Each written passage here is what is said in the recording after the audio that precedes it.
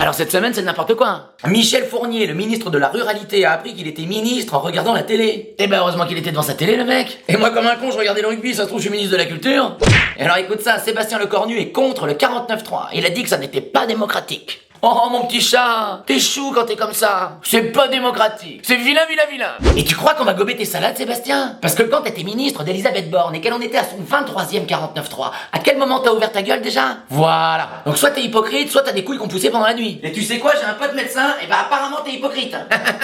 La vérité, c'est que ton parti, il a plus la majorité. Donc si tu déposes un 49.3, tu te feras censurer de partout, Sébastien. En fait, le cornu, c'est ton pote qui te dit moi je prends le vélo parce que je suis écolo. Non, Julien, tu prends le vélo parce que t'as pas le permis. Merde! Et alors, il a annoncé la suspension de la réforme des retraites. Alors, suspension, ça veut pas dire suppression, hein. Donc pour faire passer une mauvaise nouvelle, maintenant ils nous disent ne paniquez pas, la mauvaise nouvelle, oubliez-la, on vous la redira plus tard. Hein? Mais vous la redirez en mieux, en bien, en bonne nouvelle. Ah non, la même mauvaise nouvelle, mais plus tard. Et oui, Sébastien, quand tu mets une tomate pourrie dans le frigo, même si tu la caches derrière les yaourts pendant 3 semaines, surprise, elle est encore pourrie, hein. Donc tu nous prends pour qui avec ton histoire de suspension, là? On la voit, la douille, hein.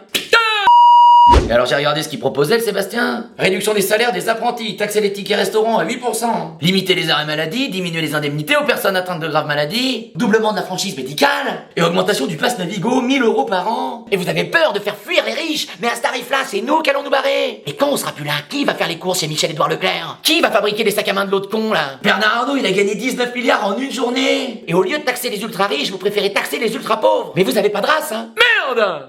Et pendant ce temps-là, malgré son incarcération, Nicolas Sarkozy va rester administrateur des groupes Accor et Lagardère. Mais attends, les trafiquants de drogue, quand vous les mettez en prison, vous leur reprochez de gérer leur business à distance, et là vous faites la même chose. Donc finalement, la différence entre un gangster et un politicien, c'est juste le nom qu'on leur donne.